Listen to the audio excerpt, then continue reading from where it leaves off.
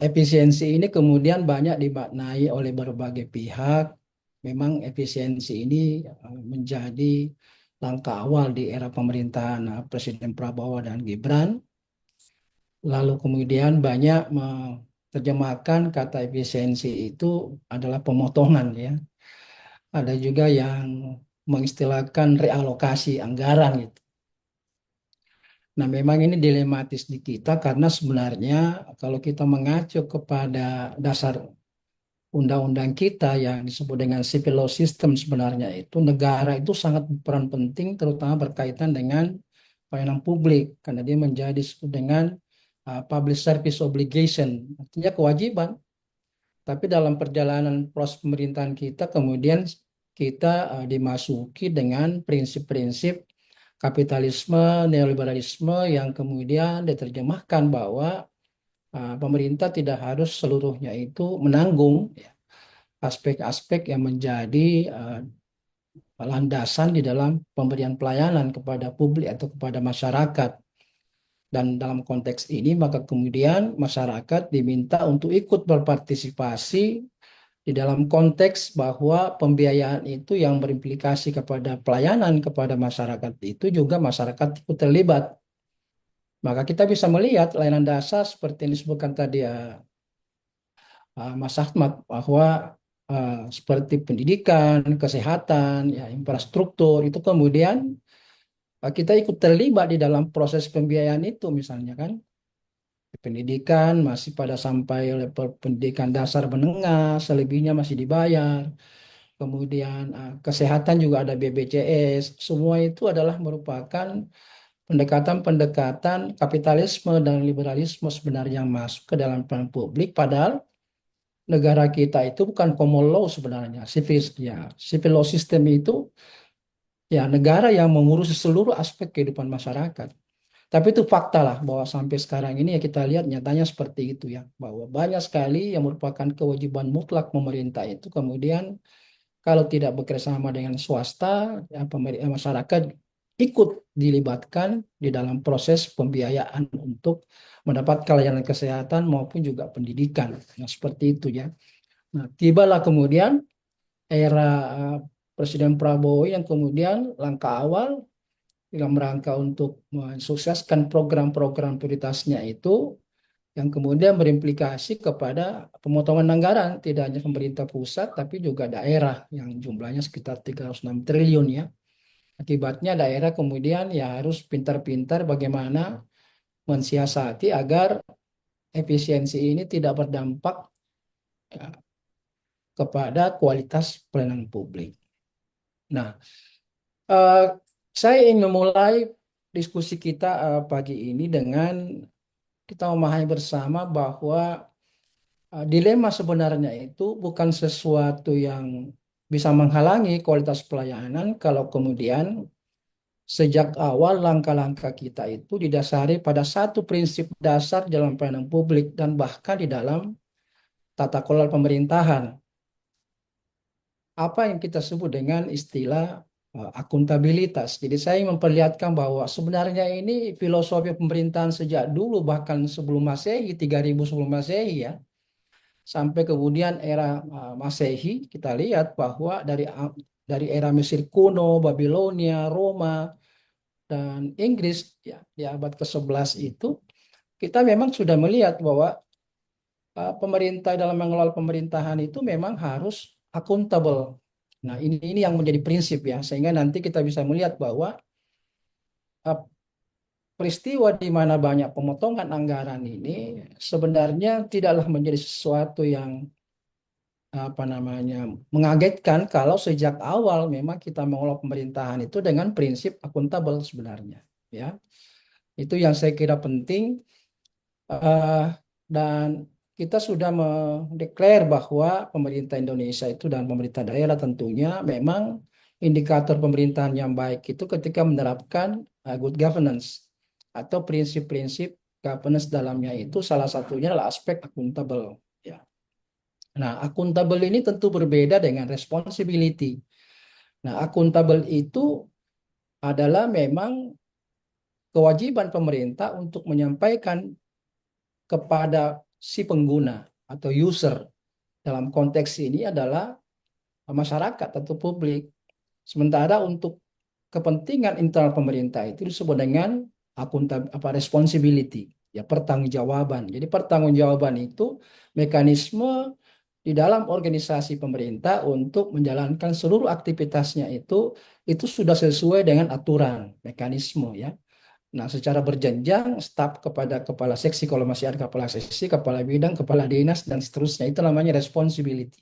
Tetapi akuntabilitas itu tidak dimaksudkan di dalam internal pemerintah, tapi harus pemerintah yang mempertanggungjawabkan kinerjanya kepada si penghuni yang dilayani, yaitu masyarakat atau publik. Karena itu biasanya kepala daerah, baik bupati, wali kota maupun gubernur itu menyampaikan akuntabilitasnya di depan DPRD ya setiap tahun dan di akhir masa periode. Itu namanya akuntabilitas, namanya itu political accountability. Nah, jadi berbeda ya. Nah, kalau ini yang kemudian menjadi motor penggerak di dalam kita membiayai berbagai macam aspek-aspek atau program-program prioritas pembangunan itu, maka kita kemudian akan tidak menjadi merasa kesulitan kalau sejak awal itu dibangun, yaitu prinsip-prinsip akuntabel di dalam baik di perencanaan, implementasi perencanaan ya, atau penyusunan program-program sejak awal, kemudian bagaimana mengevaluasi output maupun outcome ya.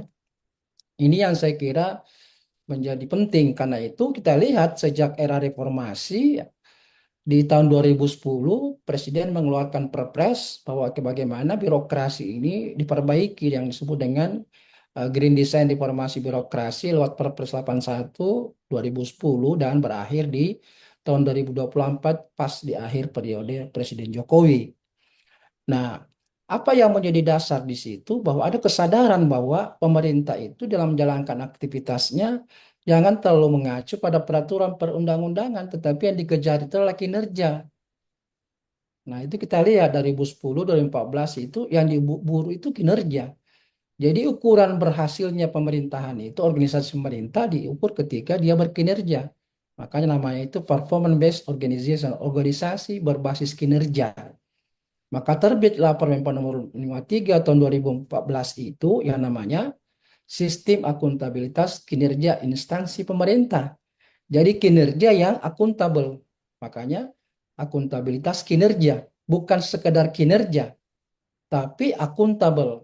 Nah, inilah yang menjadi dasar sebenarnya di dalam seluruh aktivitas kita yang harus dibangun aktivitas kita itu dengan orientasi bagaimana supaya program dan pembiayaan yang terkait dengan program maupun kegiatan dan subkegiatan itu memang harus akuntabel.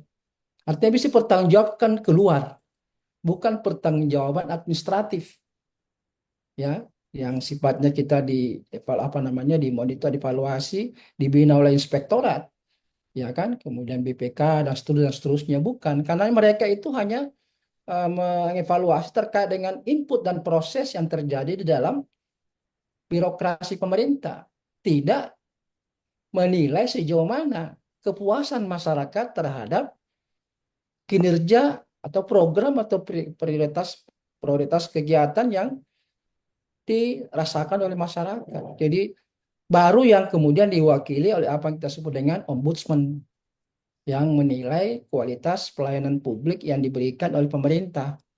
Tapi secara internal juga ada dari Kemenpan RB yang memberikan kewajiban untuk melakukan disebut dengan Indeks Kepuasan Masyarakat atau IKM. Nah, cuma kita lihat bahwa hampir semua daerah itu kita tidak melihat ada anggaran khusus, terutama yang berkaitan dengan pelayanan, untuk mengukur tingkat kepuasan masyarakat yang dilayani. Padahal dalam aturannya itu minimal 3. Setiap daerah itu minimal 3 melakukan evaluasi indeks kepuasan masyarakat, yakni pendidikan, kesehatan, dan infrastruktur. Jadi sebanyak perangkat daerah memiliki unit pelayanan UPT itu, maka wajib melakukan evaluasi dari si penerima layanan berupa indeks kepuasan masyarakat. Nah, lembaga secara eksternal yang menilai kualitas pelayanan publik itu namanya ombudsman. Ada mungkin di setiap provinsi ya. Nah, ini yang saya kira perlu dipahami sehingga kita akan muncul semacam sebuah kehati-hatian di dalam pengalokasian anggaran terhadap program maupun kegiatan dan subkegiatan. Nah, ini lagi eranya ini masa-masa penyusunan RPJMD dan Restra. Kalau di sini tidak menggunakan aspek akuntabilitas, maka penerjemahan terhadap tujuan, sasaran, arah kebijakan, lalu kemudian strategi, ya, lalu kemudian intervensinya berupa program, kegiatan, dan subkegiatan, maka disitulah terjadi namanya inefisiensi. Nah, inefisiensi ini yang sebenarnya uh, belum mampu pemerintah daerah itu melakukan penekanan-penekanan yang bersifat efisiensi yang ditolerir oleh organisasi, bahwa efisiensi itu betul-betul menggunakan pendekatan bagaimana menggunakan sumber daya seminimal mungkin tetapi hasil yang optimal. Nah, jadi di dalam sakit itu ditekankan bahwa money follow program. Jadi uang itu mengikuti program. Persoalannya di pemerintah daerah lemah di dalam penyusunan program. Karena itu mana buktinya? Coba lihat dinilai hasil penilaian sakit oleh Kemenpan RB. Ya, kalau provinsi kan baru Jawa Tengah, Jawa Barat, ya, DKI, Jawa Timur, Kalimantan Selatan, DKI, dan Bali. Jadi belum banyak. Itu menunjukkan bahwa nilai akuntabilitas kita itu masih cukup cukup saja gitu. Nah, ada data saya yang terbaru tapi tidak sempat saya tampilkan bagaimana kondisi setiap provinsi itu nilai sakitnya. Itu berarti bahwa apa rekomendasi dari hampir seluruh kenapa provinsi kabupaten itu masih berada pada nilai B, ya, masih jarang yang BB gitu apalagi A dan AA. Itu lemah di dalam perencanaan kinerja dan di pengukuran kinerja yang diberi skor 30-30% kan. Nah, itu menunjukkan bahwa kita ada kelemahan di dalam penyusunan program. Bagaimana kita menerjemahkan misi dalam tujuan, ya, sasaran, dan indikatornya itu, lalu diintervensi ke dalam program. Karena kita lemah dalam dua aspek tadi, di perencanaan dan di pengukuran. Padahal prinsip SAKIP itu, kinerja akuntabel itu, di mana program itu biaya berdasarkan atau anggaran itu mengikuti program. Nah, programnya itu yang kita banyak sekali lihat kekurangan-kekurangan karena banyak pemerintah daerah itu tidak mampu menyusun program.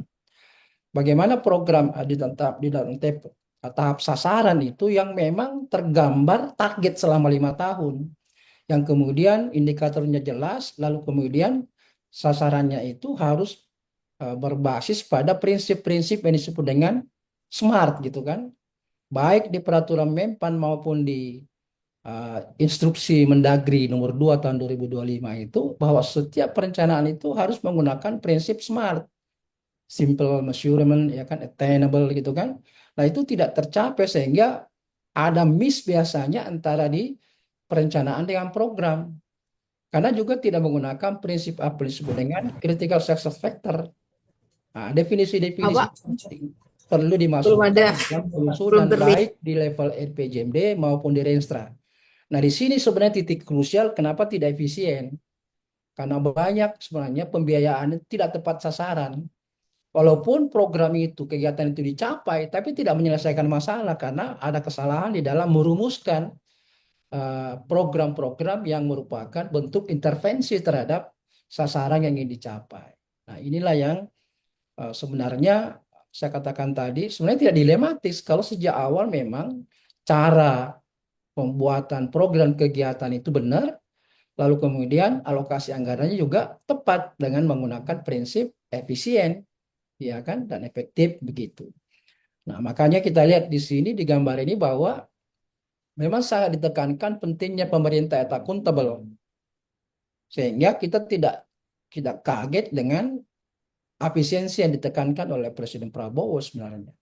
Karena kalau kita jalankan dari awal, maka itu yang terjadi. Praktek yang kita lihat seperti misalnya di Jawa Barat, yang oleh Kang Deddy Mulyadi itu, yang dia istilahkan dengan realokasi anggaran yang tepat sasaran gitu, yang memang berdampak pada masyarakat. Memang banyak pihak-pihak yang pasti tidak suka dengan alokasi seperti itu, karena kita tahu dan tidak bisa kita menutup mata bahwa banyak aktor-aktor atau oknum-oknum yang memanfaatkan anggaran itu untuk kepentingan pribadi, kelompok maupun ya mungkin partai politik. Kita terbuka saja seperti itu kan. Jadi kalau kita menerapkan akuntabilitas di dalam sistem pemerintahan sebagai bagian penting dari prinsip-prinsip tata kelola pemerintahan yang baik, maka pasti kita akan terbuka, ya kan, transparan. Yang kemudian setiap aktivitas pemerintah di dalam birokrasi itu akan selalu berorientasi bagaimana supaya kita bisa akuntabel kepada pengguna, kepada masyarakat gitu. Nah, ini yang belum tertata dan belum terimplementasi dengan baik gitu. Nah, karena itu kita lihat sistem akuntabilitas kita sekarang ini kan bersifat reaktif kan. Nanti mau diperiksa baru sibuk mengurusi gimana kelengkapan administrasinya, pertanggungjawaban dan seterusnya. Tidak merupakan sejak awal bahwa apapun aktivitas yang kita lakukan itu harus bisa dipertanggungjawabkan atau bisa akuntabel. Nah, belum lahir semacam satu cara baru di pemerintahan bahwa akuntabilitas itu harus dikelola, namanya manajemen akuntabilitas. Belum.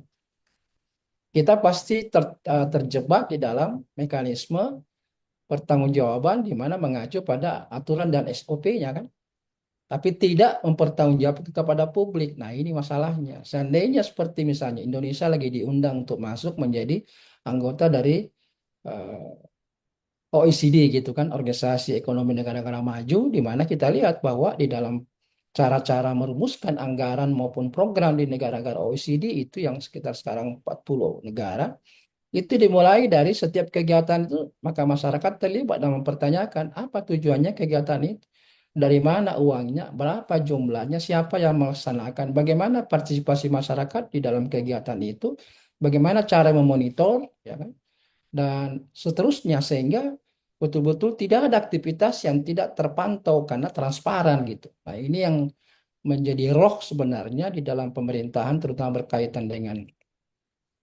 pelayanan dan anggarannya. Karena pelayanan itu kita sebut saya tadi bahwa disebut dengan public service obligation, kewajiban pelayanan publik wajib. Karena itu nanti kita lihat bagaimana langkah-langkah supaya bisa dalam konteks yang efisien tetapi juga pelayanan bisa dioptimalkan. Nah, jadi prinsip-prinsip akuntabel itu harus diupayakan terus-menerus dalam pemerintah daerah. Yang kedua, harus mampu melibatkan masyarakat di dalam proses pengambilan keputusan, program-program apa, kegiatan-kegiatan apa yang seharusnya dibutuhkan oleh masyarakat. Kita ada instrumennya berupa ya namanya musrembang, tapi itu kan formalitas saja sebenarnya. Lebih banyak mengejar target-target jadwal kegiatan dibandingkan substansi daripada bagaimana partisipasi masyarakat terlibat dalam proses penentuan. Memang satu kelemahan pemerintah kita karena sistem perencanaannya tertutup sebenarnya, ditentukan sejak awal 5 tahun awal gitu.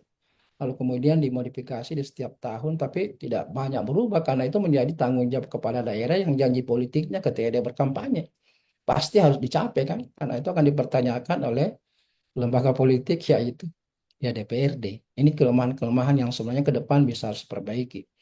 Nah, kemudian di dalam pengawasan menjadi penting keterlibatan masyarakat. Ya, nanti penggunaannya ini bisa dalam bentuk langsung atau tidak langsung. Nah, ini nanti akan kita coba siasati gimana supaya pengguna anggaran itu tepat sasaran, mencegah terjadinya korupsi, dan kemudian terpenting sebenarnya pemerintahan yang baik itu ketika muncul dalam sebuah apa disebut ukuran trust barometer bahwa masyarakat sangat percaya dan pemerintahnya. Sebenarnya itu yang ingin dibangun, ya kan? Karena masyarakat mempercayakan kebutuhan dia itu hidupnya dia lewat pemerintah. Pemerintah harus kemudian mengadakan, mempersiapkan sehingga masyarakat yang tidak mampu untuk disiapkan sendiri lewat tangan pemerintah, mereka merasakan sebagai sebuah kebutuhan. Karena itu tugas pemerintah adalah bagaimana mensejahterakan masyarakatnya yang berkeadilan. Itulah peran pemerintah sebenarnya. Nah, jadi banyak hal yang kita bisa lihat sejauh mana pemerintah daerah itu memang menunjukkan adanya aktivitas akuntabel gitu. Misalnya memberi ruang bagi masyarakat untuk berpendapat terkait dengan bagaimana dia ingin mendapatkan informasi terkait dengan penggunaan anggaran, program yang disusun pemerintah itu, Sehingga masyarakat punya kemampuan untuk berekspresi seperti apa sebenarnya program dan kegiatan maupun pembiayaan diberikan pemerintah itu betul-betul tepat sasaran bagi kepentingan mereka begitu. Nah, itu berarti kalau dia beri kebebasan berpendapat berarti pemerintahan itu akuntabel. Nah, kemudian transparan ya, memastikan keterbukaan dalam tindakan dan informasi pemerintah. Jadi pemerintah minta tidak diminta memang harus transparan. Sebagai janji kita bahwa kita menerapkan pemerintahan yang good governance, ya kan? Jadi governance itu mengandung pemahaman bahwa tidak ada pemerintahan yang single atau tunggal. Pemerintahan yang baik harus melibatkan berbagai aktor-aktor yang memang berkaitan dengan pengelolaan pemerintahan. Nah, itulah disebut dengan prinsip-prinsip governance, akuntabel, transparan, berkeadilan, dan seterusnya. Tetapi governance sebenarnya sendiri itu juga mengandung makna manajemen. Ya kan, kita tahu manajemen kan, sebuah strategi bagaimana pemanfaatan sumber daya sehingga tujuan-tujuan yang sudah ditentukan itu bisa diimplementasikan dan berhasil gitu. Nah, kita tahu manajemen itu salah satu prinsipnya adalah perencanaan. Nah, karena itu saya katakan di awal tadi, aspek perencanaan masih menjadi perhatian daripada Kemenpan RB karena masih lemah gitu. Nah, karena itu uh, saran kita bahwa ke depan di dalam memilih calon-calon pemimpin di perangkat daerah itu harus memiliki kemampuan manajerial. Apa itu? Adalah kemampuan untuk mengimplementasikan keputusan-keputusan yang sudah diambil itu tercipta, terjadi di lapangan. Nah, itulah pentingnya kemudian di dalam Undang-Undang ASN yang baru itu pentingnya melaksanakan merit system ya, pemilihan pejabat dasarnya pada prestasi. Nah, kemudian aktivitas yang akuntabel itu kalau ada di dalam pemerintahan itu ada upaya pencegahan korupsi gitu. Ini juga sebuah indikator. Kemudian pengelolaan keuangan gitu kan.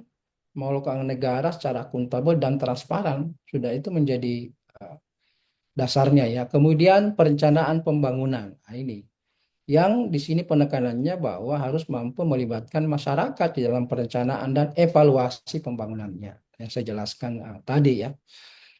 Jadi bukan musrembang yang sekedar formalitas, minta mereka perwakilan tanda tangan, tapi substansi tidak berubah gitu. Kemudian administrasi pemerintahan tentu ini menerapkan prinsip-prinsip administrasi yang baik, apa itu efisiensi, efektivitas, akuntabel, pelibatan masyarakat dan seterusnya. Lalu pemerintahan juga itu harus memberikan kesempatan untuk diakses ya berbagai informasi-informasi yang dibutuhkan oleh masyarakat, memastikan akses publik ke informasi pemerintah. Jadi tidak bisa lagi kita menyembunyikan informasi gitu. Ya, karena kalau tidak, repot kan nanti akan muncul di media sosial kan. Nah, jadi ini istilah mereka sekarang masyarakat no viral, no justice. Nah, ini jadi persoalan kan. Jadi jangan lagi gitu karena ini era keterbukaan ya. Kemudian pengendalian intern. Nah, ini ada SPIP kan, ada inspektorat di sini. Bagaimana dia bekerja dengan baik sehingga bisa menghindari kebocoran-kebocoran kalaupun terjadi segera mungkin diperbaiki, dibina gitu kan. Nah, kaitannya semua dengan akuntabilitas melalui pengendalian intern gitu. Nah, termasuk aspek pengadaan kan. Bagaimana pengadaan itu betul-betul menerapkan prinsip transparansi. Makanya sekarang menggunakan pendekatan procurement kan supaya itu semua transparan gitu. Lalu yang terakhir ya khusus spesifik mengenai pengelolaan keuangan daerah. Jadi 10 aspek ini menjadi indikator bagi kita semua bagi dan untuk kepentingan secara internal bagaimana kita mulai menerapkan dengan konsisten praktek-praktek yang disebut pemerintahan akuntabel.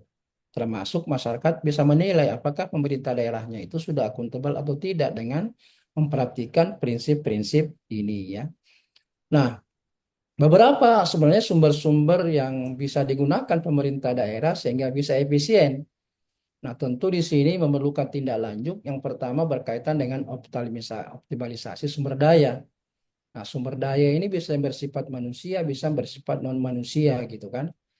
Jadi memastikan bahwa sumber daya itu yang digunakan betul-betul membiayai program yang merupakan upaya untuk mengatasi problema masyarakat di lapangan. Jadi tidak karena kita buat perencanaan itu bahkan orang mengatakan proyek perencanaan, bukan perencanaan yang menghasilkan proyek, tapi proyek perencanaan. Ingat bahwa kalau kita melihat pernyataan daripada BPK bahwa 420 triliun APBN itu eh, bocor gitu kan. Tidak, bukan dikorupsi tapi bocor. Anda bisa bayangkan dari 3.600 APBN kita itu 420 triliun itu sudah menguap dengan tidak jelas gitu. Itu kan tidak efisien dan sebagainya. Jadi memang harus memperhatikan ini. Makanya kenapa kemudian saya katakan tadi Kemenpan RB sebagai leading sector dalam upaya memperbaiki birokrasi itu menyertai perencanaan itu dengan menggunakan prinsip-prinsip tadi SMART ya, menggunakan prinsip sakit supaya akuntabel. Jadi bukan sekedar kinerja, tapi kinerja yang akuntabel. Jadi beda kan, namanya sakit, akuntabilitas kinerja, kinerja yang akuntabel. Nah, saya kira ini pengetahuan-pengetahuan yang umum dari teman-teman di ekonomi adalah analis cost benefit program gitu kan. Nah, di dalam Kemenpan ini, di dalam Permenpan 88 ya tahun 2021 maupun 89 2021 itu menyebut menggunakan rumus yang disebut dengan critical success factor. Sehingga kita bisa melahirkan sebuah program dengan memperhatikan, dan ini juga disampaikan di dalam instruksi Mendagri ya nomor 2. Artinya ketika kita menyusun sebuah program yang merupakan upaya untuk mengintervensi sasaran yang kita targetkan itu dicapai di 5 tahun itu, maka harus memberi rumusan yang disebut dengan critical success factor. Artinya untuk mencapai sasaran itu, kondisi-kondisi apa yang harus ada supaya sasaran itu tercapai. Nah, ini menjadi satu instrumen di dalam menghasilkan uh, analisis mana-mana program yang menghasilkan manfaat ya, dengan biaya yang kurang. Nah, nanti kita lihat rumus-rumus sederhananya gitu. Jadi mengevaluasi program untuk manfaat yang maksimal. Jadi sejak penentuan program itu sudah harus mengandung prinsip-prinsip SMART dan critical success factor. Nah, ya kan? Lalu kemudian bagaimana mendistribusinya dalam bentuk cascading program, baik antar perangkat daerah maupun internal perangkat daerah itu harus betul-betul menggunakan prinsip-prinsip itu sehingga prinsip kolaboratif atau cross cutting program itu memang mampu menyelesaikan problem masyarakat dengan dikeroyok gitu. Jangan selama ini satu OPD dia semua yang lakukan, padahal sebenarnya masalahnya harus dielaborasi dan dikolaborasikan dengan perangkat-perangkat daerah lain gitu. Yang ketiga adalah evaluasi berkala pelaksanaan anggaran. Memantau dan menyesuaikan alokasi anggaran atau disebut dengan monitoring kan. Makanya teorinya itu plan do check kan. Perencanaan, laksanakan dan cek itu. Itu pengetahuan dasar dari ilmu perencanaan gitu. Memastikan bahwa apa yang dikerjakan itu sesuai rencana. Makanya dalam perencanaan itu dimulai dari rencana, berakhir pada rencana juga kan. Nah, yang keempat adalah aspek perencanaan. Mengembangkan rencana strategis untuk alokasi anggaran. Di sini yang saya katakan tadi banyak aspek yang masih rancu dan belum banyak dikuasai oleh teman-teman di daerah gitu. Mudah-mudahan di Kalimantan Timur tidak seperti itu. Tapi pengalaman saya di berbagai daerah itu ini menjadi problema ya. Pengalaman saya membimbing beberapa kabupaten di Sulsel ini sejak awal sampai sekarang itu belum selesai itu cascadingnya, belum selesai itu penggunaan smart, penggunaan critical success factor itu, sehingga ya hampir dikatakan setiap hari itu kita bimbing dia bagaimana supaya perencanaan seperti disinggung oleh Kemenpan itu perencanaan kinerja maupun pengukurannya itu tepat gitu sehingga masuk kategori disebut dengan akuntabilitas gitu. Karena kalau tidak, kita lihat pengalaman di pemerintah daerah itu kan yang kerjakan staf kan, di mana ukuran keberhasilannya kan output. Nah, kadang-kadang kita terjebak di dalam output. Lupa bahwa gabungan output ini ukurannya adalah outcome kan, hasil kan. Ya gitu. Nah, itu pasti beda definisinya. Nah, ini yang kadang-kadang dilupakan. Termasuk ada perangkat-perangkat daerah yang hanya mengejar target tapi tidak mengukur sejauh mana outcome-nya atau hasilnya. Karena outcome itu berdefinisi bahwa masyarakat akan mengalami perubahan perilaku ketika program itu jalan. Dan program akan berhasil ketika berfungsinya output. Ya kan? Jadi kalau output, gabungan output itu berhasil, maka programnya pasti berhasil. Nah, kalau salah mendefinisikan, nah ini tentu bermasalah gitu kan. Nah, ini yang terakhir ini, nah ini jalan keluar yang banyak berdampak luas, yaitu digitalisasi, ya, mengintegrasikan teknologi untuk proses yang lebih baik. Jadi Prabowo sudah menyebut di bulan Agustus nanti kita akan launching government technology gitu kan. Karena penggunaan teknologi kita di pemerintah kita itu masih jauh tertinggal dibandingkan negara-negara seperti Korea, Jepang, Singapura ya. Singapura tahun 1991 lewat Lee Kuan Yew sudah mendeklar bahwa pemerintahnya efektif dan bersih itu harus menggunakan teknologi informasi dan komunikasi gitu. Sedangkan PBB itu tahun 1993 mendeklar bahwa seluruh negara anggota PBB wajib menerapkan electronic government. Nah, electronic government kita itu masih berada pada paradigma pertama, sementara negara-negara lain sudah paradigma ketiga. Apa itu pertama? Bahwa kalau sukses menerapkan electronic government di pemerintahan itu, maka kualitas pelayanannya sangat baik, kategori sangat baik. Tapi kita belum kan, berarti kita masih berada pada paradigma pertama gitu kan. Kalau yang kedua itu sudah peningkatan nilai demokrasi. Yang ketiga itu sistem pelayanan sudah individu to individu.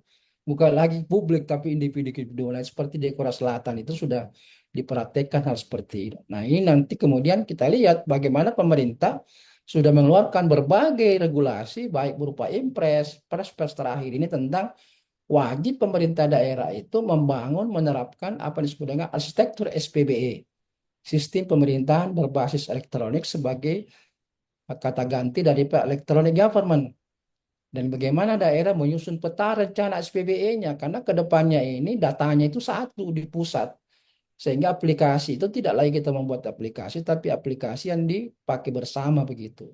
Ini supaya nanti sistem ketatalasaan pemerintahan kita itu sudah berbasis digitalisasi sehingga aspek-aspek yang saya sebutkan tadi berkaitan dengan akuntabilitas itu akan lebih mudah dicapai, transparan lebih gampang gitu kan. Karena semua mengakses, kita tahu bahwa di Indonesia ini sudah 430 juta lebih pemilik handphone, ya kan? Dan internet itu sudah 70% lebih penduduk kita terakses dengan internet. Berarti memang sangat janggal kalau pemerintah kemudian tidak menerapkan sistem pemerintahan kita, ketata laksanaan kita, proses bisnis kita, pelayanan kita yang tidak berbasis pada digital. Karena itu Kemenpan bercita-cita ke depannya itu menciptakan pelayanan disebut dengan one hand services. Jadi pelayanan dalam satu genggaman. Kenapa? Karena ya kita sudah akrab dengan handphone. Jadi seluruh kebutuhan kita ketika berhubungan dengan pemerintah itu cukup di handphone. Ini merupakan satu cita-cita, makanya pemerintah dengan mendesain seperti dengan super apps, super application seperti yang kita rasakan di, bukan berikan ya, Shopee, Tokopedia, dan seterusnya, Gojek, ya kan? Grab itu super app semua. Nah, ala bangkalan kebayangkan kalau kemudian sistem pemerintahan kita itu sudah ada di genggaman. Nah, itu cita-cita sebenarnya. Sehingga terjadi efisiensi. Ya, pelayanan tetap jalan tapi anggaran tidak perlu banyak begitu kan. Nah, jadi tantangan-tantangan memang dirasakan di dalam upaya untuk menerapkan efisiensi anggaran ini. Tentu seperti yang kita hadapi sekarang ini adalah keterbatasan sarana dan prasarana. Ya, karena tadi itu kita tidak mampu menyusun sebuah program yang melihat dari sisi prioritas sebenarnya kan. Nah, rasanya mau semuanya dicapai. Nah, memang ada kejanggalan-kejanggalan yang saya kira perlu diperbaiki ke depan, bahwa di dalam program, pembagian program maupun pembagian alokasi anggaran itu perangkat-perangkat daerah berburu basisnya pada tupoksi. Bahwa OPD-nya itu tupoksinya seperti ini, maka dia berhak untuk mendapatkan anggaran sekian, sekian, sekian. Padahal secara kontras sebenarnya kepala daerah itu kan janji politiknya kan kinerja, tidak melihat pada tupoksi. Inilah kontradiksi antara Undang-Undang Nomor 23 2014 kan dan PP Penyusunan Perangkat Daerah itu yang kemudian bertentangan sebenarnya atau tidak sejalan dengan apa keberadaan kepala daerah di pemerintah daerah. Karena kan dia membawa kinerja kan lewat program prioritas dan disepakati di DPRD menjadi perda, ya kan, yang dituangkan dalam bentuk RPJMD kan, nanti diterjemahkan dalam Renstra. Nah, RPJMD itu kan kinerja. Nah, tinggal kemudian kita membagi yang disebut dengan perangkat daerah utama, pendukung, dan lainnya. Nah, ini penting dipahami supaya betul-betul anggaran itu tepat sasaran gitu. Dan siapa yang mengelola itu juga tepat sasaran gitu kan. Kemudian kita lihat situasinya bahwa memang belum banyak daerah yang serap apa namanya PAD-nya tinggi, dan kemudian faktanya juga seperti informasi terakhir ini bahwa daerah sekarang ini masih rendah serapan anggarannya. Ya, ya kan. Kemudian saya dengar pemotongan-pemotongan beberapa di Sulsel ini ada yang 76 miliar, ada 62 miliar kabupaten yang dipotong anggarannya kan akibat efisiensi itu.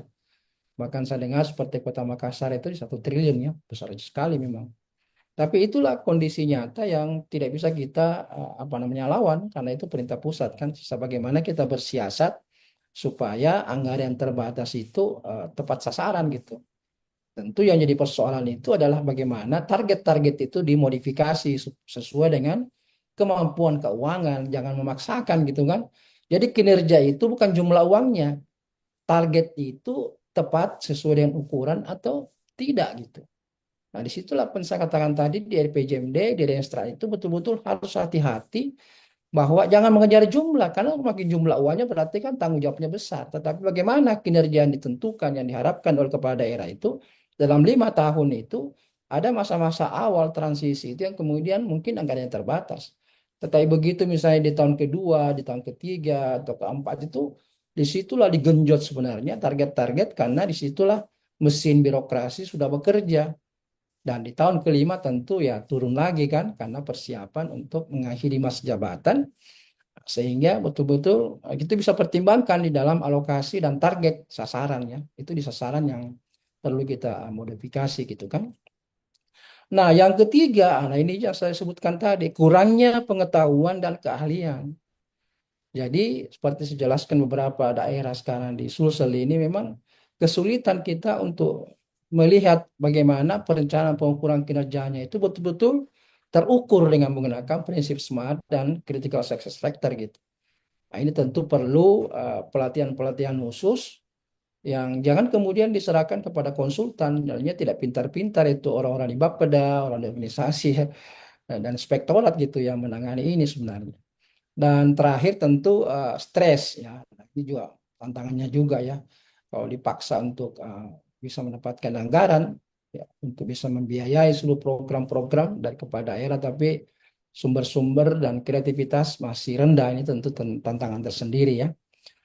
Nah, kemudian bagaimana solusinya untuk mengatasi tantangan efisiensi anggaran ini?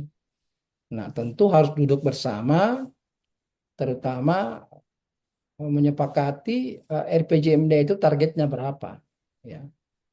Lalu kemudian mengajak OPD untuk membicarakan target di rensranya begitu, ya kan? Sehingga ada evaluasi. Ini di awal, tapi di tengah-tengah perlu ada audit rutin kan, untuk menilai apakah anggaran dikeluarkan itu nanti akan menghasilkan target yang dicapai sesuai dengan ukuran gitu kan. Artinya ukuran uang yang digunakan itu betul-betul membiayai kegiatan yang diharapkan bisa merubah sikap dan perilaku masyarakat yang terkena atau terdampak dari program yang ditentukan oleh pemerintah daerah. Nah, kemudian yang kedua adalah resiliensi ASN. Nah, ini daya tahan ya. Jadi bagaimana adaptasi dan inovasi dalam menghadapi keterbatasan anggaran. Jadi di sini dituntut anggaran terbatas, tapi kualitas pelayanan seperti disebutkan tadi oleh Ibu Kepala BPSDM ini, ya jangan turun, tetap. Nah, solusinya adalah adaptasi, ya kan, menyesuaikan diri gitu. Dan lebih jauh lagi inovasi pelayanan. Karena itu kalau kita lihat substansi daripada penerapan sistem pemerintahan berbasis elektronik, itu menekankan pada penggunaan elektronik supaya seluruh rangkaian atau proses bisnis di pemerintah daerah itu lebih efisien karena menggunakan digital gitu. Dan kemudian target kedua adalah kualitas pelayanan semakin meningkat karena menggunakan digital. Nah, ini tentu perlu inovasi-inovasi sehingga kualitas pelayanan tetap terjaga, tetapi dengan anggaran yang minimal gitu. Nah, ini tantangan itu tidak biasa kan? Makanya saya katakan tadi, kalau rohnya kita bekerja, selalu kita ingin mampu pertanggungjawabkan kehadapan masyarakat, maka kita akan hati-hati menggunakan anggaran. Mungkin saja kita tidak salah, ya tidak salah. Kita betul-betul membiayai kegiatan program, tetapi program kegiatannya itu tidak tepat sasaran. karena intervensinya tidak tepat gitu. Nah, itu kan berarti sebuah kesalahan juga sebenarnya. Kenapa? Karena tadi pengetahuan ASN kita terbatas untuk melakukan itu. Dan itu saya dapatkan di Sulsel sampai sekarang ini. Jadi selalu misalnya di provinsi itu selalu mengevaluasi draft daripada RPJMD kabupaten kota itu berbolak-balik gitu kan. Karena banyak hal yang disebabkan oleh ASN di daerah kabupaten kota itu yang ya belum optimal lah pengetahuan tentang bagaimana menyusun perencanaan melakukan pengukuran kinerja. Nah, yang kedua juga berkaitan misalnya ketiga ya dengan keterlibatan masyarakat. Jadi masyarakat memang harus diajak untuk ikut berpartisipasi dalam perencanaan evaluasi yang terutama berkaitan dengan apa yang menjadi target mereka sebenarnya menjadi prioritas mereka gitu. Jangan semuanya kita tentukan lewat meja gitu.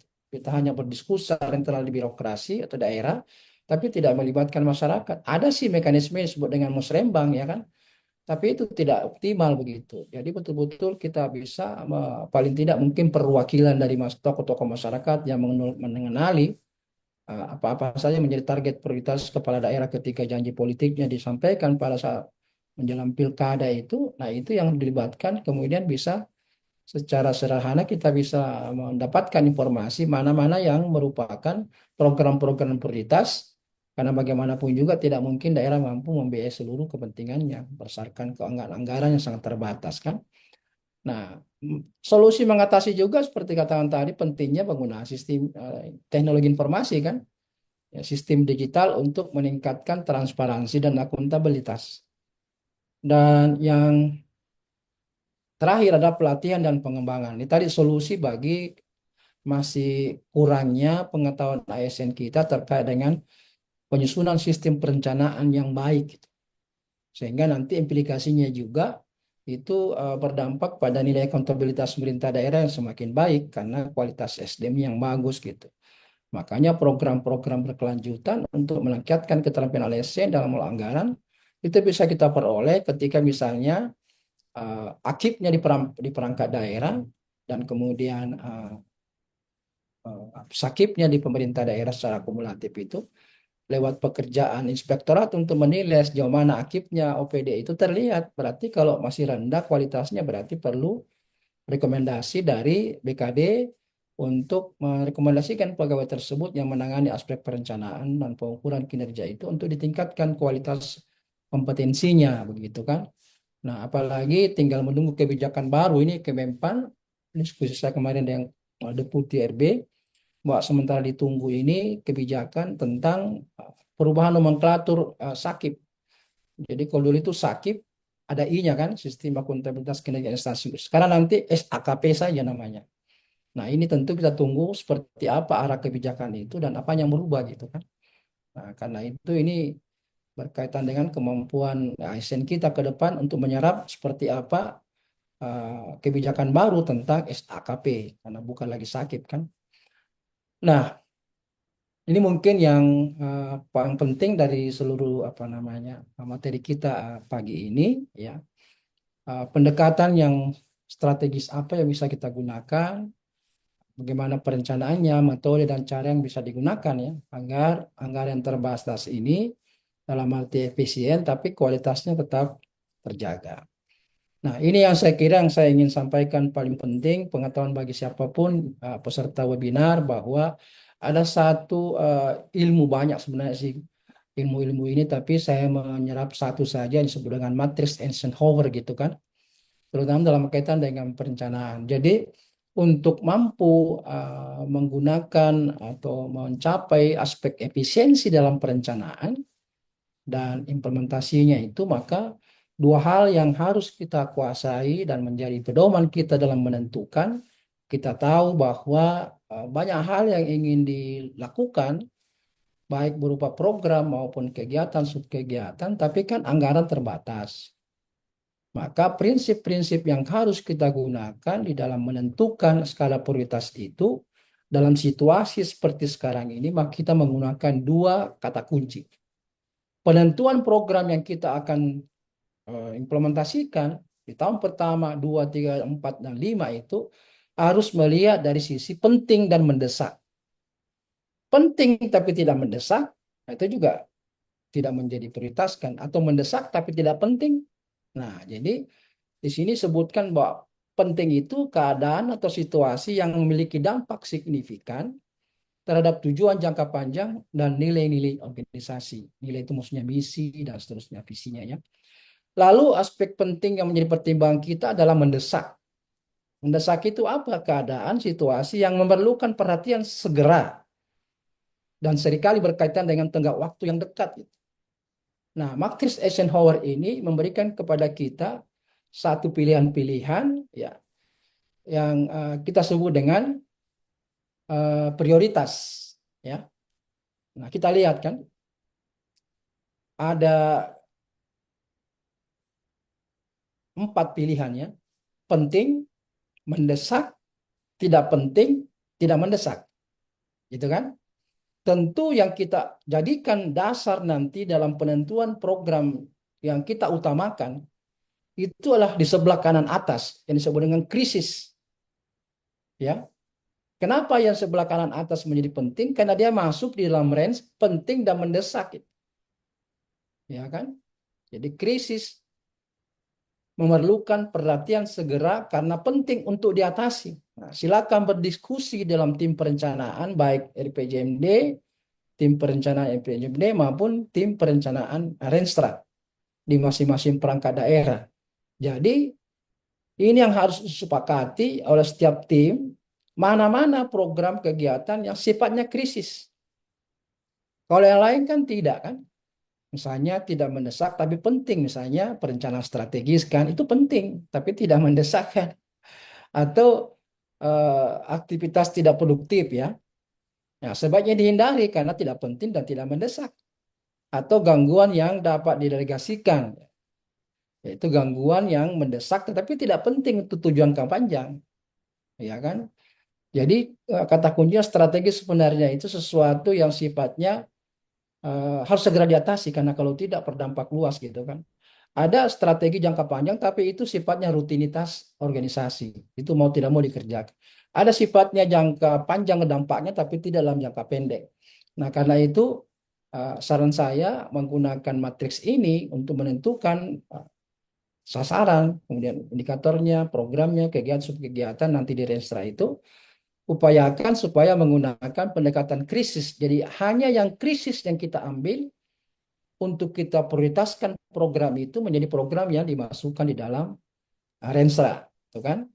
Nah, nanti tinggal diurai bagaimana selama kurang lebih 5 tahun ke depan gitu. Nah, sehingga prinsip efisiensi itu kita peroleh karena kita tidak akan terganggu oleh aktivitas-aktivitas lain yang tidak penting dan tidak mendesak.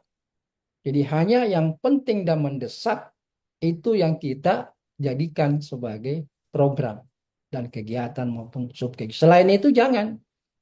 Karena kalau tidak dipakai pendekatan ini maka yang terjadi salah target, ya kan? Salah program, salah kegiatan, inefisiensi terjadi, ya kan?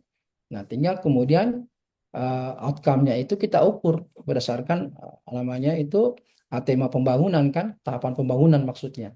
Di tahun pertama apa, tahun kedua apa, tahun ketiga, empat, dan kelima seperti itu. Nah, ini kata kunci ya. Jadi mudah-mudahan ini ada sebenarnya 4 macam ini apa namanya pendekatan-pendekatan untuk menentukan sebenarnya mana yang menjadi skala prioritas dan tidak bisa ditawar-tawar. Tapi saya cuma ambil saja matriks Eisenhower gitu ya. Nah, mudah-mudahan ini dipahami sehingga nanti tim perencana ini betul-betul sepakat bahwa hanya yang masuk kategori krisis yang dimasukkan dalam perencanaan sehingga prinsip efisiensi itu dan kualitas kita bisa capai ya. Nah, kita lihat bahwa bagaimana menganalisis kinerja dan prioritas program ya. Nah, jadi memang kinerja ini kita harus analisis dengan cara melakukan evaluasi secara berkala terhadap hasil dan dampak dari setiap program. Jadi ketika kita sudah lewati tadi masa-masa krisis dalam penentuan tadi program, prioritas, dan seterusnya itu, maka harus dibarengi dengan evaluasi secara berkala. Nah, tentu di sini menggunakan data dan indikator kinerja untuk menentukan prioritas alokasi anggaran, ya kan? Jadi bisa saja anggarannya dalam lapangan itu bisa tidak efisien atau mungkin juga membutuhkan tambahan anggaran. karena tetap dengan target yang kita capai. Tidak ada suatu perencanaan itu yang pasti di lapangan kan. Nah, ini harus menjadi perhatian. Kemudian, nah jangan lupa menggunakan penerapan teknologi informasi begitu ya.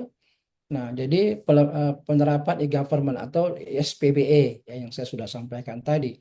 Jadi pemerintah daerah wajib mengimplementasikan sistem SPBE untuk mempermudah akses informasi dan pelayanan publik itu. Pelayanan publik itu selama ini misalnya yang tradisional itu handkey ya. Habis mendapatkan pelayanan, customer langsung masukkan apa namanya penilaiannya ya kan, sangat baik, baik, sedang, buruk gitu kan. Nah, itu salah satu langkah awal dalam penggunaan. Tapi sekarang ini sudah sangat canggih sekarang ini kan, bisa berbagai macam aplikasi-aplikasi gitu. Jadi disebut menggunakan aplikasi manajemen anggaran yang memungkinkan pemantauan real time terhadap penggunaan anggaran. Ini salah satu aplikasi anggaran yang sangat modern sejak tahun 2000-an, sudah hampir sebenarnya tidak menggunakan banyak karyawan di perusahaan-perusahaan karena aplikasi yang langsung otomatis itu akan memberikan penilaian evaluasi terhadap penggunaan anggaran ya.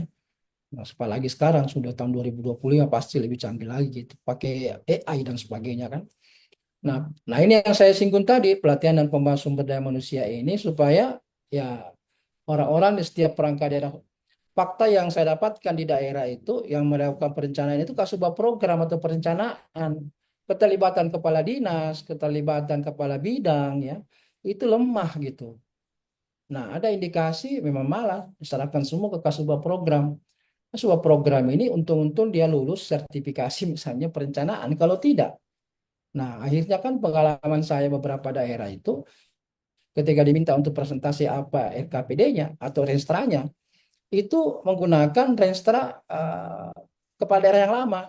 Nah, ini fakta yang saya dapatkan. Sehingga waduh, karena mungkin dianggap sebagai pekerjaan yang sifatnya rutin tiap tahun, maka dia kemudian menggunakan dokumen lama, data lama. Waduh, terpaksa kita hentikan karena sudah kepala daerah baru kan.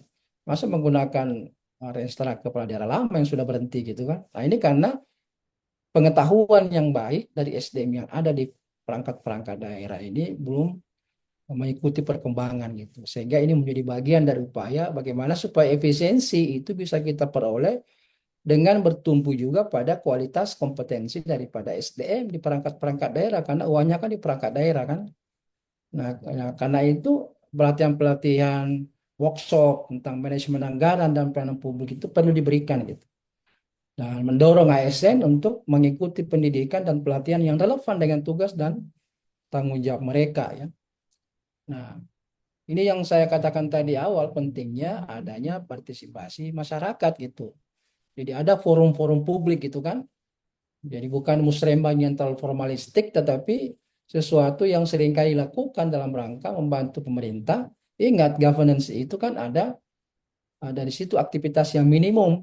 Ada government society, ada civil society, ada business society. Sekarang berkembang ya, pentahelix, hexahelix, semakin banyak aktor-aktor yang penting diakomodasi dalam proses untuk menilai sejauh mana jalannya pemerintahan, terutama berkaitan dengan kualitas pelayanan publik dan penggunaan anggarannya gitu.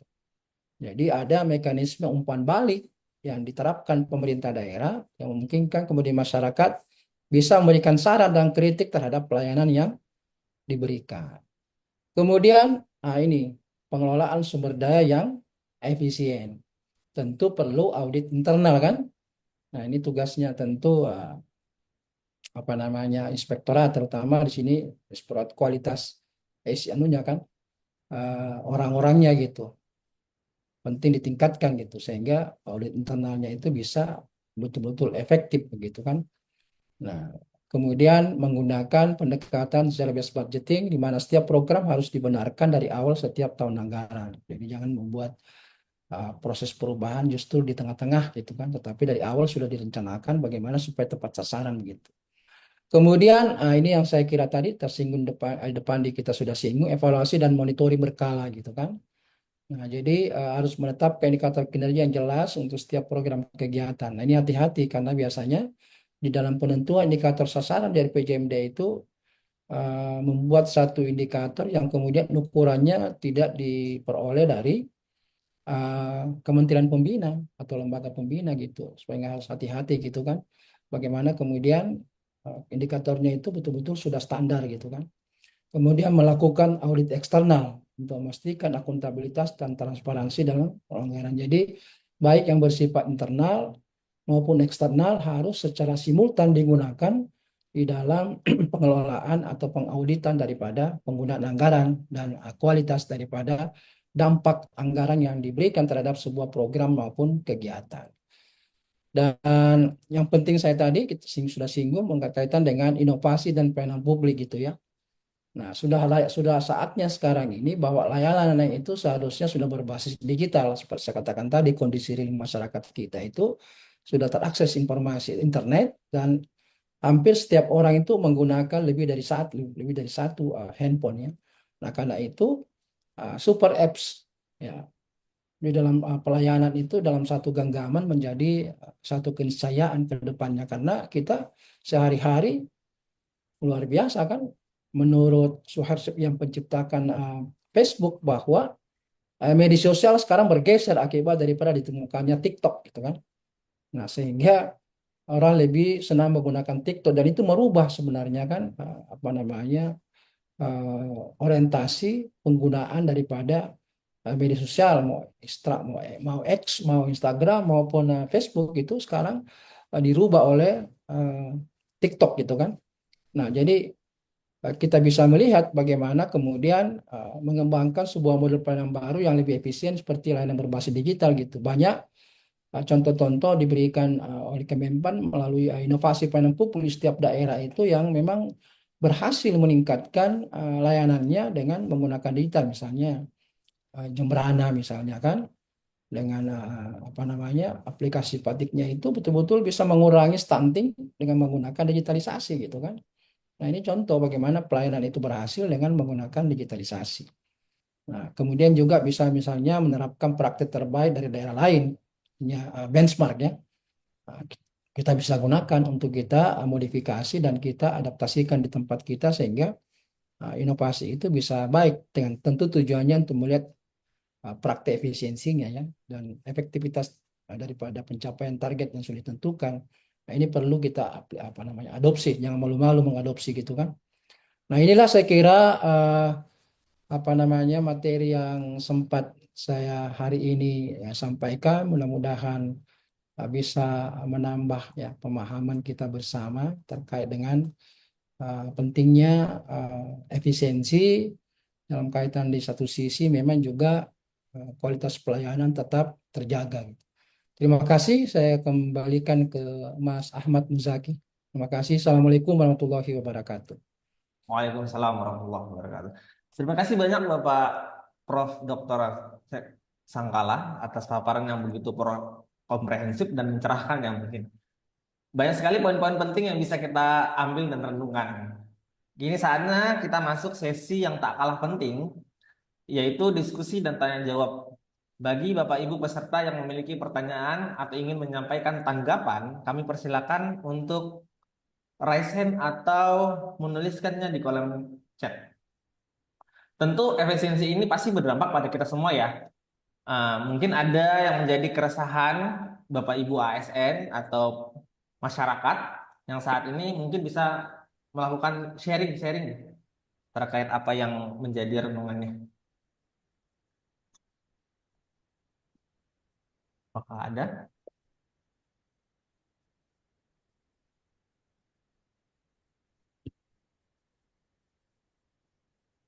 Mungkin untuk menunggu Bapak Ibu yang mungkin masih mempersiapkan, Pak, saya sedikit ada sedikit pertanyaan nih menyangkut digitalisasi. Apakah ada? Ya, silakan. Sering digadang-gadang sebagai kunci efisiensi ya, peningkatan pelayanan publik. Namun realita yang ada di lapangan itu sebagai contoh EKTP yang seharusnya mempermudah, namun pada praktiknya masyarakat itu masih seringkali diminta untuk fotokopi KTP. Nah, ya bagaimana Pak Prof. Sangkala ini melihat fenomena digitalisasi setengah hati ini dalam konteks efisiensi anggaran dan peningkatan kualitas pelayanan publik di pemerintah daerah seperti Kalimantan Timur mungkin, apa yang menjadi kendala utama dan bagaimana kita bisa memastikan implementasi digitalisasi ini benar-benar berfungsi secara optimal dan memberikan dampak yang efisiensi. Iya, jadi ini persoalan mindset sebenarnya dan juga persoalan eh, membangun sebuah sistem tapi tidak dibarengi dengan eh, aspek-aspek penunjang lain gitu kan. Di kantor-kantor sebagian menggunakan digital tapi masih menggunakan kertas gitu kan. Ini persoalan-persoalan yang tidak komprehensif. Nah, memang mestinya problem ini dilakukan secara bertahap pakai target bahwa untuk sementara ini yang pakai digital, selebihnya masih pakai ini. Tapi ada target gitu. Nah, ini yang tidak memiliki target gitu karena aspek digitalisasi saya itu bermasalah menurut Kementerian Keuangan itu 2 triliun tiap tahun digunakan untuk membangun aplikasi yang kemudian ya tidak terpakai gitu kan karena lebih banyak ke arah proyek gitu. Nah, termasuk waktu saya di Provinsi Sulsel itu ada 64 aplikasi yang kemudian ya proyeknya selesai ya sudah tiap makanya kebagian pemerintah Mempan sekarang mewajibkan setiap daerah untuk membangun namanya arsitektur SPBE secara bertahap kan dan melibatkan semua perangkat daerah yang dikomandoi oleh Diskominfo gitu. Peta rencananya seperti apa sehingga dalam tahap-tahapan selama 5 tahun itu bisa dicapai target gitu kan. Makanya sekarang kan sudah ada bahwa kebijakannya di Kemenpan, one datanya di Bappenas, kemudian unsur keamanan itu BSSN, kemudian infrastrukturnya Komdigi. Sudah ada sekarang kebijakannya. Implementasi ke lapangan ini sejak Desember 2022 sebenarnya Menpan sudah mewajibkan setiap daerah di Desember sudah punya arsitektur SPB dan peta rencana. Ya dihitung jari yang lakukan kan. Nah, ini persoalan. Persoalan kedua, mungkin tidak nyaman didengar bahwa setiap perubahan itu memang ada gap di mana bahwa para pengambil keputusan kita baik di kementerian maupun daerah itu masih masuk orang-orang yang pejabatnya ya, itu masuk kategori baby generasi X gitu ya. Sementara separuh besar itu ASN kita 4,7 juta itu sudah masuk kategori milenial dan Gen Z. Ini masalah gitu kan. Jadi para pengambil keputusan kita itu masih orang tua yang tidak akrab dengan digitalisasi, sementara pegawainya sudah digitalisasi gitu. Jadi padahal dia pengambil keputusan. Nah, karena itu memang harus ada kebijakan yang komprehensif. Misalnya KTP itu.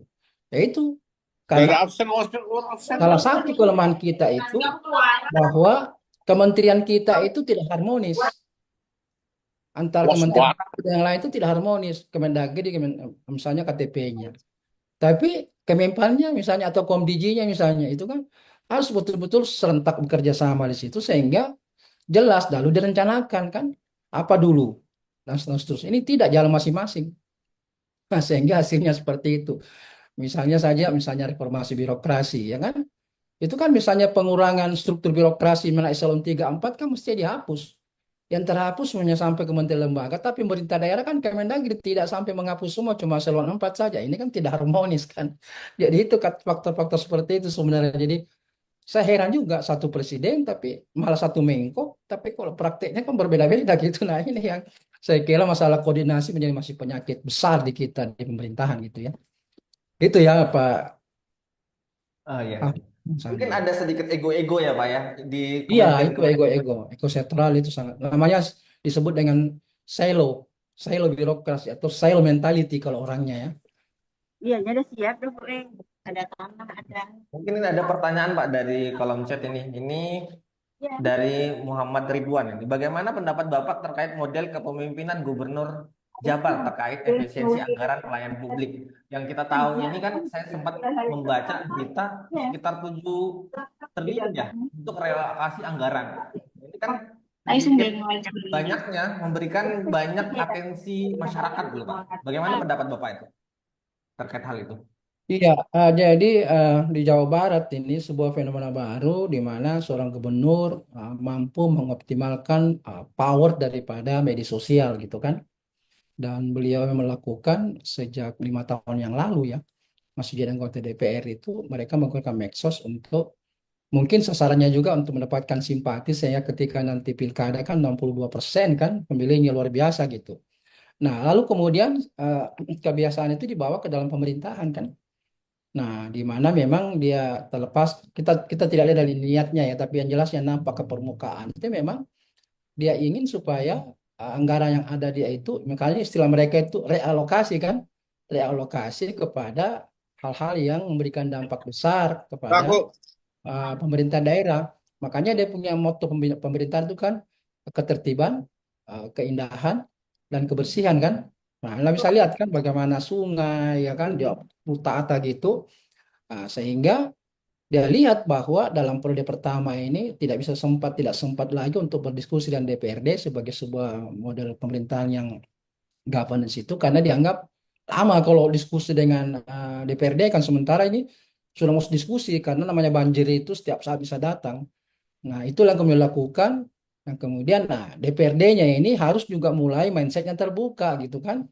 Nah, jadi kolaborasi satu pengawas dan regulasi ini harus bekerjasama dengan eksekutif. Tapi ini saya lihat belum menemukan satu titik temu sehingga satu gubernurnya ingin cepat untuk beraksi, DPR-nya harus bicara dulu dengan eksekutif apa-apa rencana. Jadi ya mungkin ada kelemahan di masing-masing pihak, tetapi inilah pemerintahan modern. Tidak bisa tidak, karena pada akhirnya ketika aktivitas gubernur itu tersampaikan lewat media sosial dan merasakan dampak dari masyarakat terhadap kebijakan gubernur itu, kemudian ya media sosial berpihak ke dia gitu kan. Dan DPR seolah-olah jadi dirujak oleh netizen karena seperti itu. Jadi saya kira yang perlu membangun sebuah mekanisme check and balance tetap jalan dengan menggunakan teknologi informasi komunikasi yang sekarang yang saya katakan tadi hampir tidak punya masyarakat, tidak punya handphone semua kan, dan lebih cenderung untuk melihat TikTok, dan TikTok itulah yang banyak sekali mereka lihat gitu. Jadi niatnya gubernur ini dia betul-betul menggunakan prinsip efisiensi dengan mengistilahkan realokasi, ya kan? Nah, ini satu pendekatan baru.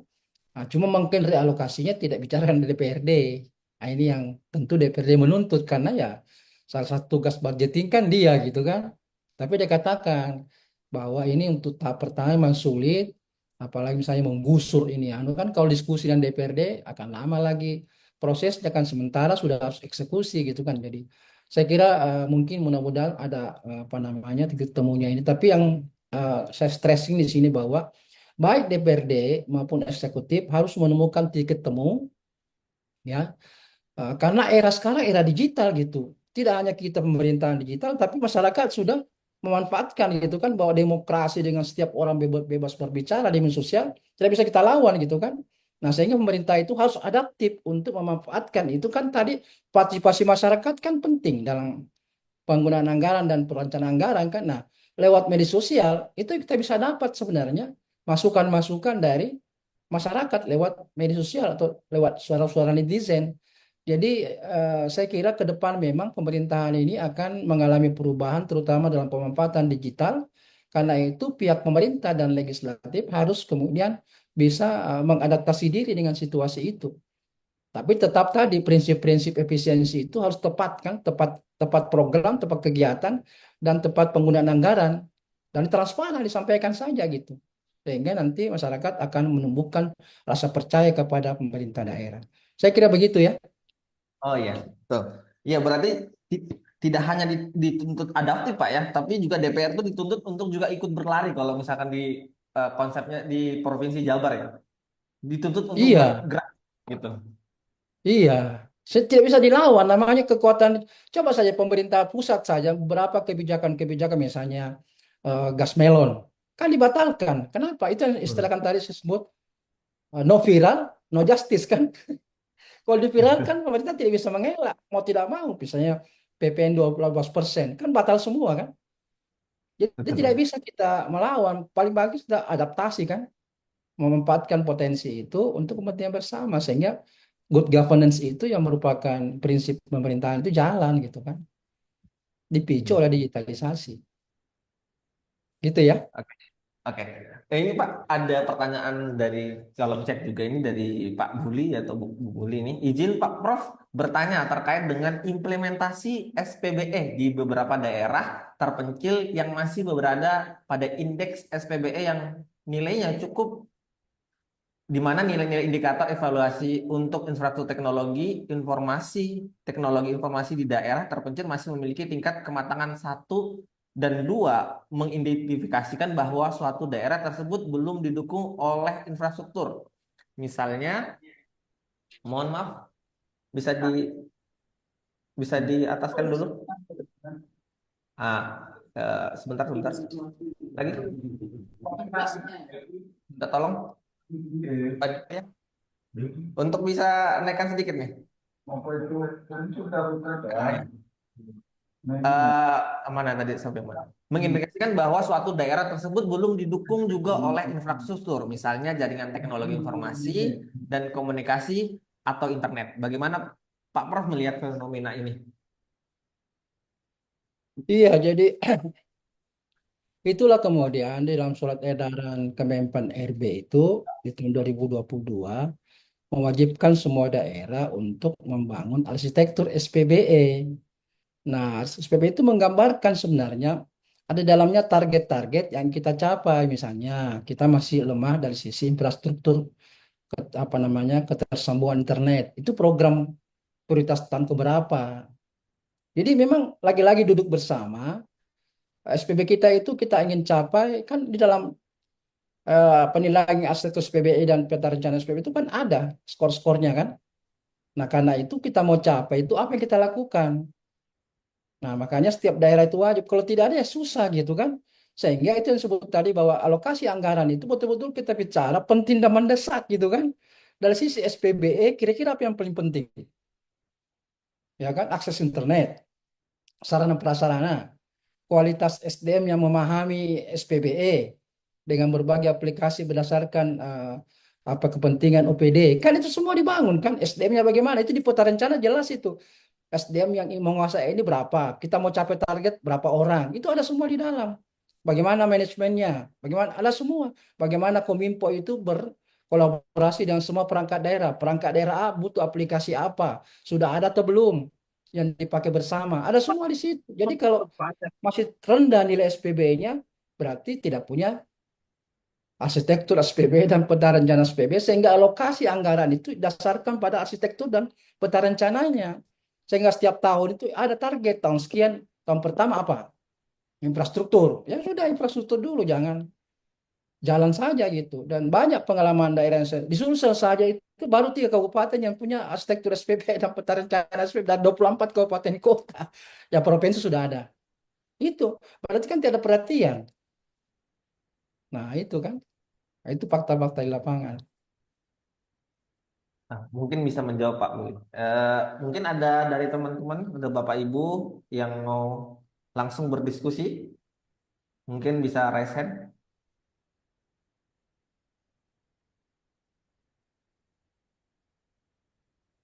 Nah, sambil menunggu, ada lagi pertanyaan ini Pak dari kolom chat juga ini. Saya Hidayat dari BKPSDM Cilacap. Wah, ini Jawa Barat nih. Izin bertanya, saya merasa ketika kebijakan efisiensi ini diberlakukan, banyak instansi yang justru melakukan efisiensi pada core bisnis prosesnya yang dilakukan di instansinya, sehingga pelayan publik maupun kinerja organisasi itu terganggu bahkan terhambat. Ini bagaimana saran Bapak agar mendorong instansi pemerintah itu untuk melakukan efisiensi pada hal-hal yang selain pada core bisnisnya? Iya, jadi kembali ke lihat ke program prioritas daerah di dalam RPJMD-nya kan, mana-mana yang menjadi fokus atau intervensi dari program prioritas yang sudah menjadi program prioritas daerah ya, yang namanya program prioritas calon kepala daerah waktu dia kampanye. Nah, itu kan sesuatu yang dipandang bahwa ketika kan sekarang kebijakan pemerintah kan ada namanya RPJMD teknokratik kan, pendidikan kesehatan infrastruktur yang tidak boleh ditolak oleh calon kepala daerah wajib. Nah, ini yang tidak boleh terabaikan gitu. Karena pemerintah daerah itu kan tugas pokoknya pelayanan selain membuat kebijakan, regulator kan. Nah, pelayanan ini itu yang menjadi orientasi. Makanya baik tidaknya, bahkan begini, ukuran pemerintahan itu demokratis atau tidak diukur dari sejauh mana kualitas pelayanan yang diberikan kepada masyarakat dan masyarakat menilai bahwa kualitas pelayanan yang diberikan pemerintah itu betul-betul memuaskan mereka. Itu demokratis. Pemerintahan demokratis. Nah, karena itu tadi berkaitan dengan penetapan program prioritas yang terkait dengan pelayanan itu harus Karena kita keluarga komunikasikan dengan masyarakat sejauh Sulaiman mana kepuasan ada masyarakat terhadap pelayanan yang diberikan pemerintah. Nah, core bisnisnya itu kan kan saya katakan tadi bahwa pelayanan itu disebut dengan public service obligation, kewajiban. Jadi jangan sampai meninggalkan core bisnisnya pelayanan lalu membiayai yang lain. Ya kan? Membiayai lain itu apa gitu kan?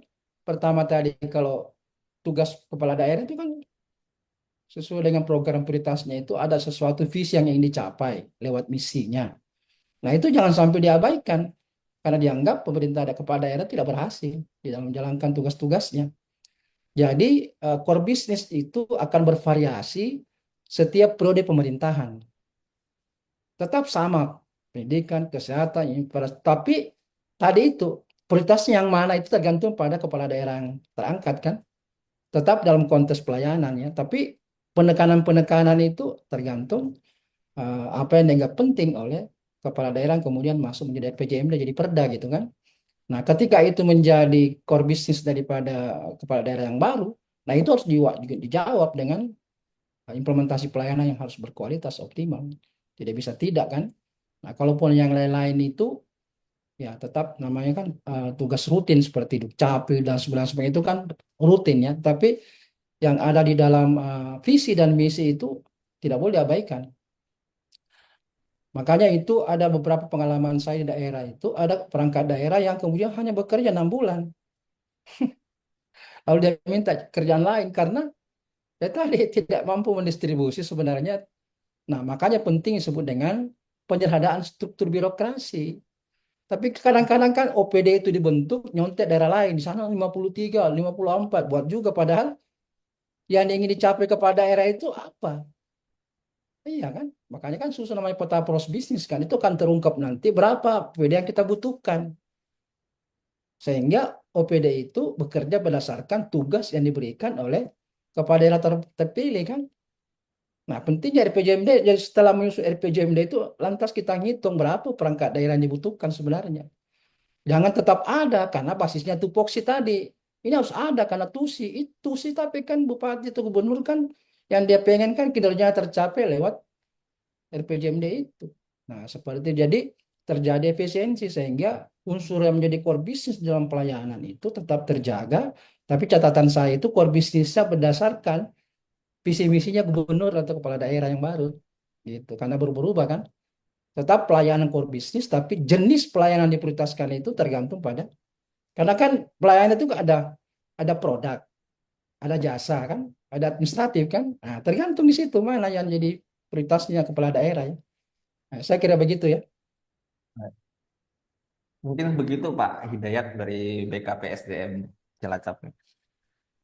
Tapi ini mungkin sebenarnya harusnya bisa didengarkan oleh kepala-kepala daerah dan kepala OPD nih Pak ya terkait soal yang seringkali disebutkan bahwa ketidakefisiensi itu sebenarnya berawal dari perencanaan Pak ya.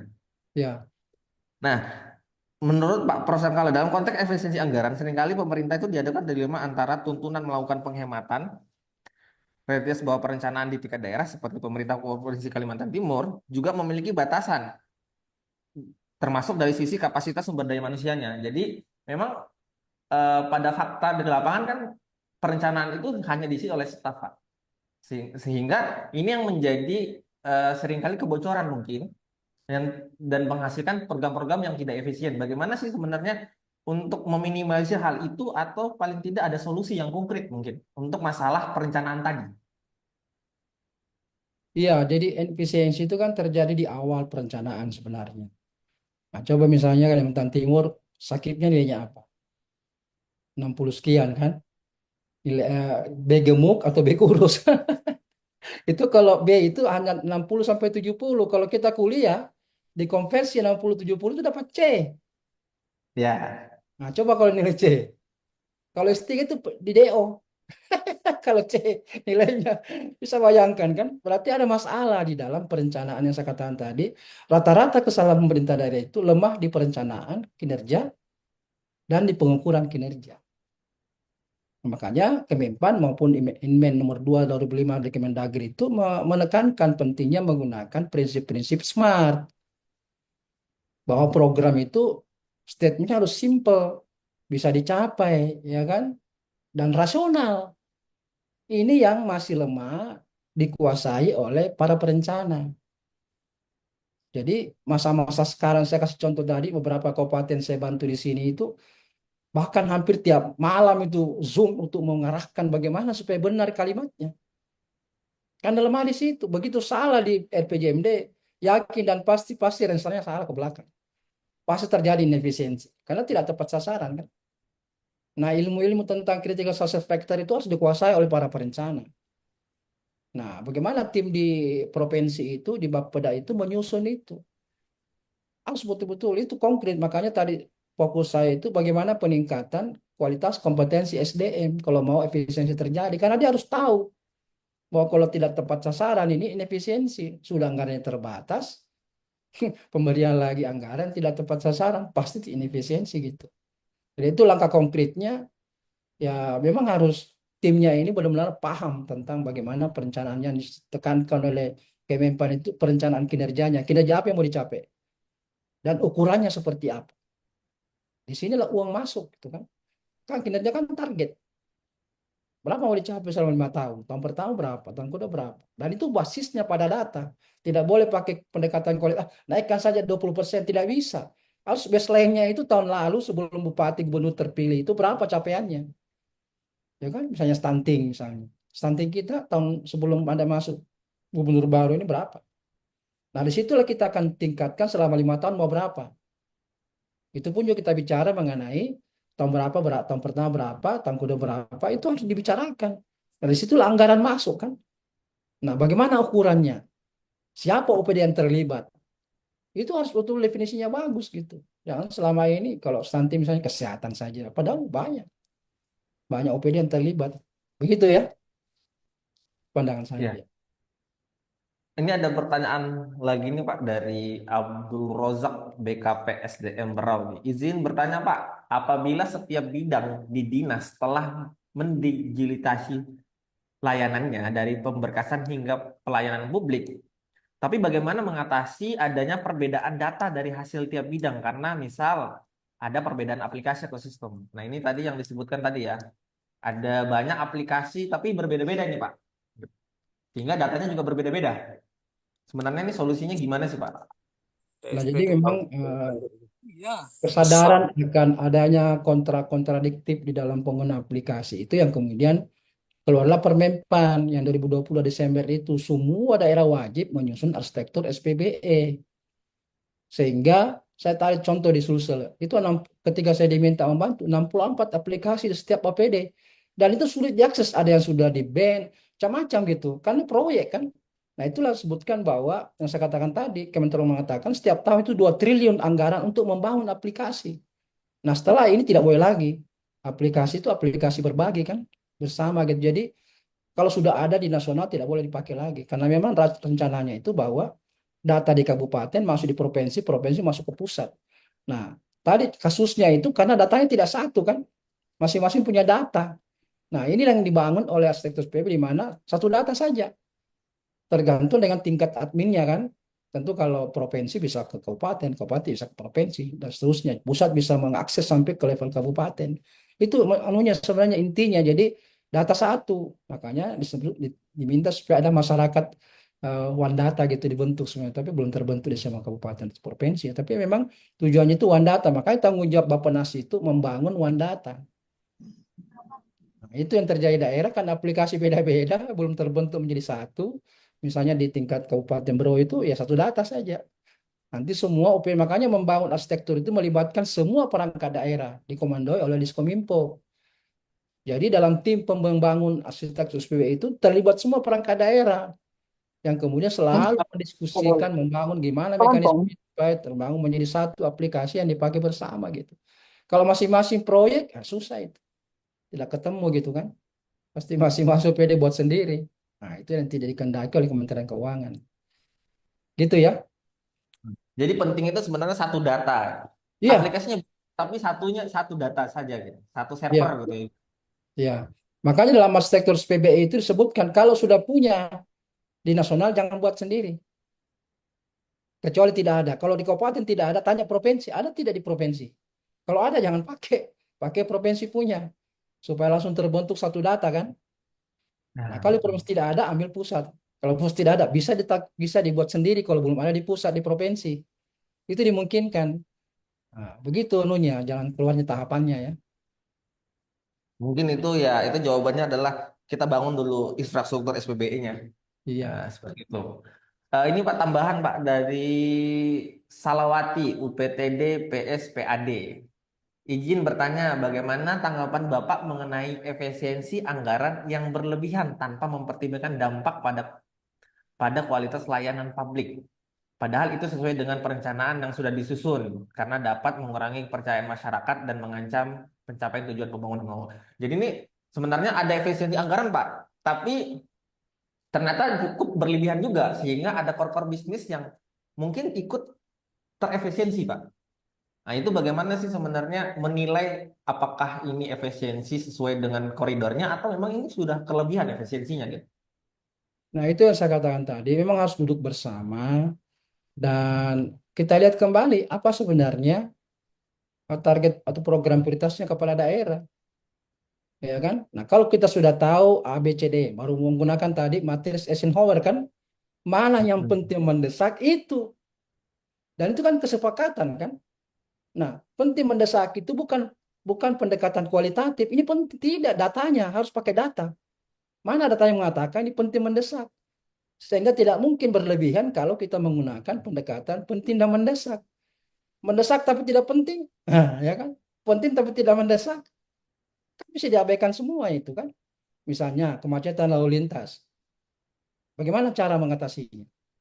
Duduk bersama gitu. Ada yang mengatakan rambu-rambu kurang, oke, ya kan? Lalu lintasnya kurang, oke, ya kan? Dan sebagainya. Kita duduk bersama, baru kita menggunakan ilmu yang disebut dengan critical success factor. Apa itu? Kondisi apa yang dibutuhkan oleh kabupatennya Ibu Salawati itu yang menyebabkan tidak macet? Apa? Pakai data ya. Jadi semua orang berhak mengemukakan ini penyebabnya, misalnya 10. Nah, tentu kita lihat mana yang paling memberikan efek besar terhadap perubahan kemacetan itu. Nah, tentu muncul lagi dari 10 menjadi 5. Nah, 5 lagi kita pun terbatas. Nah, kita menggunakan tadi penting dan mendesak. Di tahun pertama yang penting mendesak itu mana? Ya kan? Nama lalu lintasnya, orangnya, atau rambu-rambunya, atau perlu pendidikan ke sekolah-sekolah misalnya untuk menyadarkan bagaimana anak-anak mengendarai. Kan banyak macam-macam kan. Jadi tidak boleh ditentukan sendiri, harus duduk bersama begitu. Nah, begitu Pak ya. Itu mungkin kira-kira Bu Salawati. Jadi kita harus menggunakan hitungan namanya metode Eisenhower nih ini untuk bisa menentukan apakah itu efisiensi sesuai dengan koridornya gitu ya. Kira-kira seperti itu. Eh, Mungkin saya sedikit bertanya juga nih Pak. Eh, di tengah upaya efisiensi anggaran yang dilakukan juga oleh Provinsi Kalimantan Timur, itu membuat fakta di lapangan bahwa akhirnya realisasi belanja di semester pertama ini Pak cukup terganggu sebenarnya Pak. Sehingga realisasinya itu menjadi tidak optimal. Bahkan pembelian belanja daerah itu masih di warna merah gitu Pak untuk realisasi anggarannya karena banyaknya efisiensi yang dilakukan di awal waktu tidak sesuai dengan perencanaan. Sudah direncanakan tapi ada perubahan-perubahan tadi. Nah, bagaimana sih Pak Prof ini melihat fenomena ini khususnya di konteks pemerintah Provinsi Kalimantan Timur ya? Apa ada saran terkait efisiensi yang bisa berjalan seiring dengan penyerapan tadi, Pak? Penyerapan belanja realisasi tadi. Ya, jadi pengalaman-pengalaman yang bisa biasa dapatkan di daerah itu, maka kan saya katakan tadi, bab kepala daerah itu kan datang dengan target kinerja. Nah, target kinerja kemudian tadi tahapan berikutnya bagaimana menggunakan prinsip-prinsip SMART itu dan critical success factor sehingga nanti akan terlihat sebenarnya misalnya 10 program prioritas. Nah, itu akan kita sesuaikan dengan jumlah anggaran. Mana jumlah program yang memang anggarannya banyak, mana yang tidak dengan tadi menggunakan penting dan mendesak. Nah, tahapan pembangunan itu di tahun pertama memang jangan terlalu banyak anggaran diserap. Karena itu baru start, baru pemanasan mesin gitu kan. Jangan langsung jujur aja. Pasti kesulitan karena gubernurnya juga baru, ya kan. Kemudian pejabatnya mungkin nanti setelah 6 bulan ada pergantian dan seterusnya. Itu dulu. Jadi nanti di tahun kedua itu baru digas itu gitu. Sehingga nanti relevan dengan apa namanya penggunaan anggaran yang kemudian merah. Karena langsung tahun pertama langsung mau gas. Ya, makanya jelas targetnya sekian. Tahun pertama itu berapa dulu pemanasan. Ya kan, tahap pembangunan 5 tahun kan kita istilahkan itu. Nah, tahun kedua berapa naiknya? Gasnya berapa? Tahun ketiga pasti puncaknya karena sudah pertengahan kan. Begitu cara mengalokasikan anggaran berdasarkan jumlah anggaran dan melihat prioritas kan. Simpel sebenarnya. Nggak duduk bersama sebenarnya. Nah, seperti itu ya. Iya, Ya, ya benar-benar. Jadi memang hal yang wajar Pak ya, kalau itu akhirnya resapan anggaran itu di tahun pertama itu menjadi sedikit terganggu gitu Pak ya. ya. Kan perencanaan yang belum ini kan optimal Iya, begitu. Iya, jadi orang perencana itu lihat ini baru mulai, jangan gas langsung. Pasti tidak terserap kan? Kayak iya gitu. benar-benar. Oke, ini apakah ada lagi yang ingin ditanyakan oleh Bapak Ibu melalui langsung dari kolom chat? Apakah masih ada? Mungkin ini waktu Pak. Eh, Ya, Baik Bapak Ibu sekalian, jika tidak ada yang sudah jika tidak terasa kita sudah berada di penghujung acara sharing session ini dengan tema dilema efisiensi anggaran menjaga keseimbangan antara penghematan dan kualitas pelayanan publik. Mungkin sebelum saya menutup Pak, ada eh, apa namanya kata-kata terakhir Pak untuk menyimpulkan ke sharing session ini. Kami persilakan kepada Bapak. baik. Jadi dilema sebenarnya efisiensi ini bisa kita lihat memang sebuah realitas jika kemudian memang penggunaan anggaran kita yang belum tertata dengan baik dengan menggunakan prinsip-prinsip perencanaan yang baik. Ya. Bisa juga sesuatu yang sebenarnya biasa-biasa saja kalau memang sejak awal kita menggunakan cara pandang mindset kita bahwa apapun yang kita kerjakan itu harus akuntabel kepada masyarakat gitu kan.